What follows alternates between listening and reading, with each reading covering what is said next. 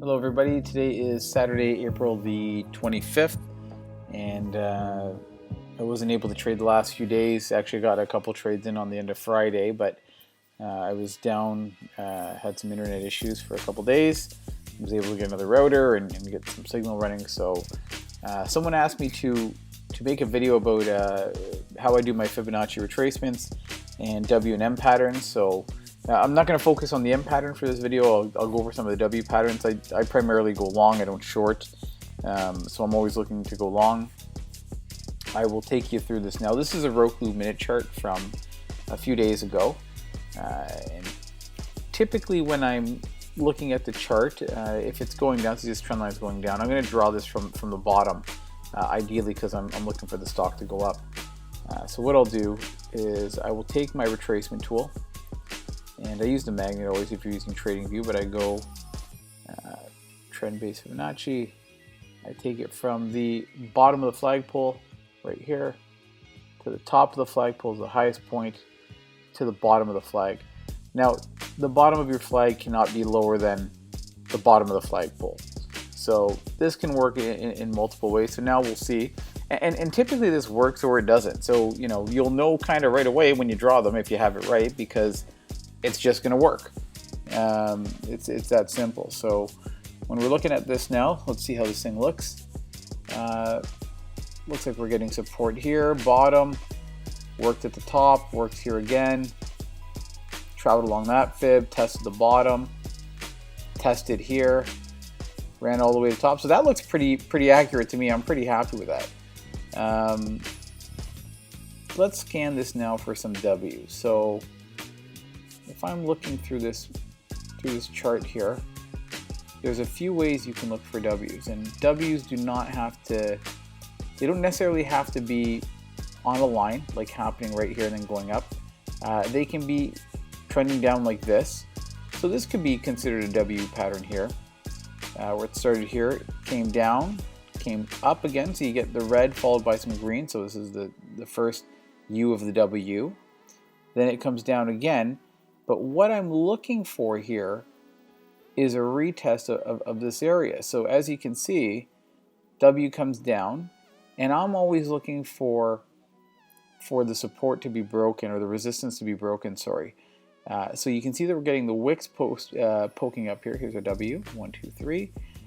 You have your wicks poking up, and then it finally breaks. And after it broke that fib, you can see that this thing just went and went and went. So you picked up $2.42 here on Roku off that W.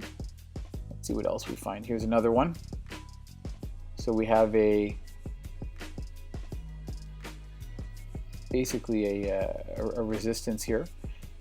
Comes down to test the support below, pushes back up, comes down again to test the support, and all the way up to the resistance. Now it's traveling across, and what it does is it's going to come, it kind of breaks above here, but then it retests. So once I see it break green, like it is here, it's breaking over top of the fib. Once I get this doji, basically the red doji, my next green, I'm going long. And that would have got you, that's your confirmation of the retest. And that picks you up another 74 cents. And typically what I'm doing, depending on where this is, the best W's are on the, I find when we can run a full major fib, not a magic fib, but I'm running typically between resistances. And what I like to do is when I get to a resistance point, I'll typically sell, and then I'll rebuy if anything. So, sometimes, a lot of the times on this play, I would have caught this from here to here. I would have caught 233 of this move, or 230. Actually, let me get rid of this little horseshoe.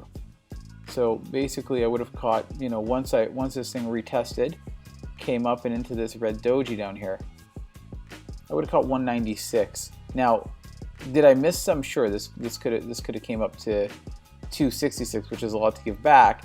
But I figure I like to lock in profits, and once I locked in, you could have bought the retest again in this scenario, because after this doji, this thing tested down again, and it confirm that everything was okay, and you could have bought in here and carried this up for whatever you missed and went long that way, and then sold on resistance on the top here. So I always think a good idea is to kind of figure out when you're doing this what each fib is worth. You know, like this is $1, $2, right? 2.10, so 105. So everything's working out to be about 105, and that's a lot to pick up. So even though it doesn't look a lot like a lot visually, you know, if you can grab a, you know, an upward movement through a fib here, it's typically pretty good. So, you know, you got to have an idea for when you're testing the bottom here and you get confirmation to go long, even though it might not seem like much. Always calculate it, because it always works out to be a little bit more. Now, that run worked out there. Let's see if there's another W here. Doesn't look like there's another typical W here. In regards to the fibs down here, now you go, oh, what if I would have drawn it from somewhere else? Let's go like this. So let's just delete this one. And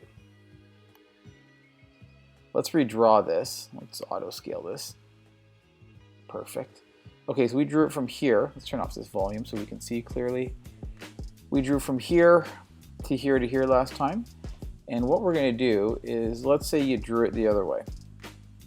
So you drew from here, but you went to the top here, and you went to the very bottom here. How does that work, right? And let's turn on the magnet, because I want to make sure they're touching.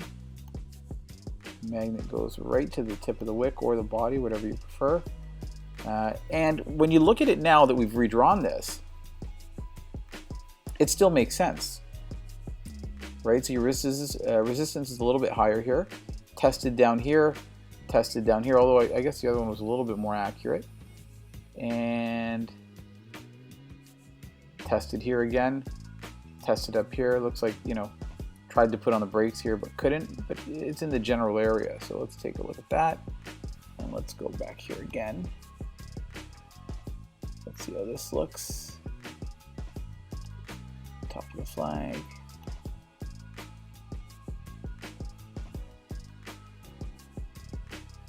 Yeah, maybe the first one's a little bit more accurate, obviously, because you're getting all the mid fibs there. But yeah, you'll see what lines up immediately. And I typically take the first one, so I won't pass that, even if it seems like, oh, that's not a big move. It's still relevant for drawing your fib line. So you don't need to, doesn't need to be a larger looking move from here to here. You can actually go from the bottom to the top to the bottom. So yeah, W's basically, overview again really quickly. You want to look for it to come retest the support level or break the support level, and then you want to buy in on that next big alpha candle and ride it up.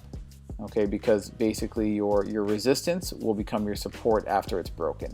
And you can see in this case, 1, 2, 3, 4, 5, 6, 7 took 8 minutes to break that, but once it did, that big line of resistance then becomes a big line of support, and it was able to move up. It was confirmation enough for everyone to say, okay, let's move, let's go, and then everyone thought this was enough, and you can see how these start to look a little bit weaker with the dojis afterwards. So I hope that helps. I hope you guys enjoyed this video, and wish you all a great weekend.